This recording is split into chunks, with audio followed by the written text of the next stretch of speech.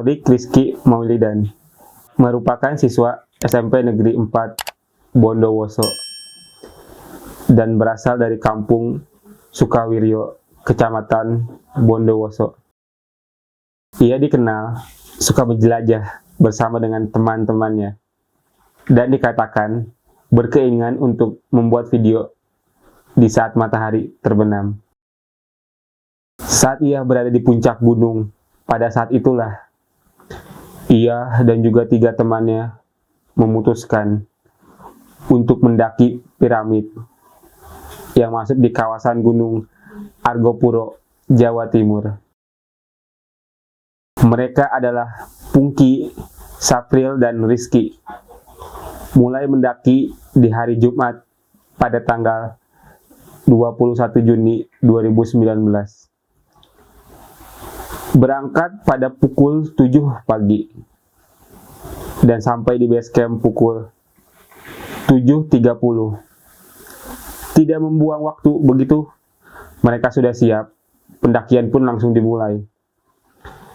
Setelah perjanjian mendaki, mereka akhirnya sampai di pos 2 dan pada saat itu adalah pukul 11.30. Mengejar waktu agar sampai ke puncak sebelum gelap, mereka lanjut mendaki hingga sampai di Punggung Naga pukul 3.30 sore hari. Dari keempat pelajar itu, hanya Sahril yang memutuskan untuk istirahat di Punggung Naga karena kecapean.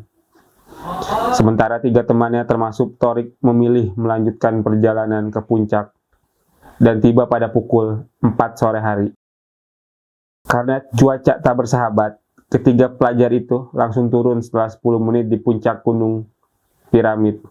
Menghindari cuaca yang semakin lama memburuk, dalam perjalanan turun, Thorik berada paling depan, disusul dengan Pungki dan Rizky di bagian belakang. Jalanan terjal membuat Thorik berjalan mengesot. Di saat itulah Pungki yang merangkak di belakang masih bisa melihatnya. Akhirnya Pungki pun sampai ke bawah dan bertemu Sahril yang sebelumnya beristirahat di Punggung Naga. Pungki pun menanyakan, di mana Thorik berada karena ketika ia turun, Thorik ada di depannya. Namun Sahril tidak mengetahuinya. Begitupun ketika Rizky datang, ia pun tak mengetahui Thorik. Akhirnya mereka bertiga mencoba mencari dengan terus menandakan namanya, namun hasilnya nihil hingga pada pukul 5.30 sore hari. Karena hari akan segera petang, mereka akhirnya turun ke bawah dan baru sampai parkiran pada pukul 7 malam hari. Setelah merapor kepada petugas dan dinyatakan menghilang sejak tanggal 23, tim SAR pun langsung mencari sehari setelahnya, yaitu pada tanggal 27. Namun, 7 hari pencarian berlalu, mereka masih belum bisa menemukan hasil.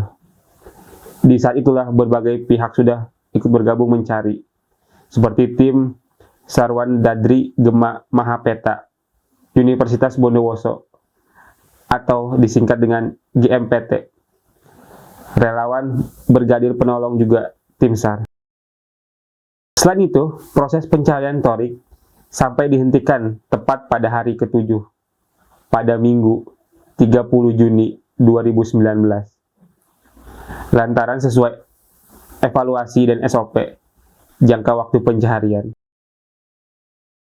Meski demikian, sejumlah pihak seperti tim SAR, Wandadri Gema Mahapeta, Universitas Bondowoso, relawan Brigadir Penolong, dan tim SAR gabungan kembali melakukan pencarian pada Rabu 3 Juli 2019. Dalam rilisnya, tim SAR susulan Wanadri berniat ingin melaksanakan misi kemanusiaan dan masih memiliki harapan Thorik masih dapat ditemukan. Pencarian lanjutan tersebut telah mendapat izin dari pihak keluarga Thorik serta instansi pemerintah terkait. Telah mendapatkan izin pencarian, kembali, dilakukan medal yang terjal, membuat mereka berasumsi bahwa Thorik terpeleset dan terhempas ke dasar lembah. Tim pencarian juga sangat berhati-hati, hingga seorang tim pencari bernama Eko Wahyu Prasetyo mencurigai patahan dahan pada sebuah pohon. Dari sini pun ia mulai turun ke bawah dengan radius dari pengumuman sekitar 40 meter. Eko pun mulai mencium bau jenazah.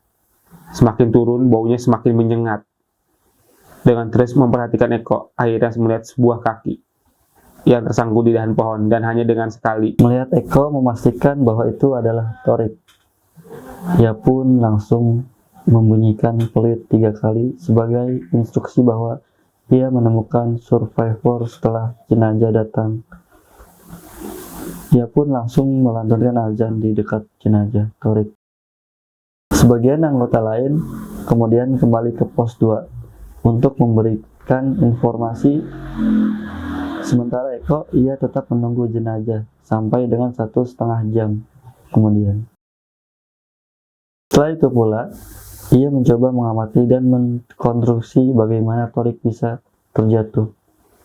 Ternyata beberapa tempat memiliki kemiringan sampai 75 derajat, yang tentunya bukanlah jalur yang bisa dilewati, dan jika terpeleset dengan kemiringan seperti itu, maka bisa akan langsung terjun bebas ke dasar lembah.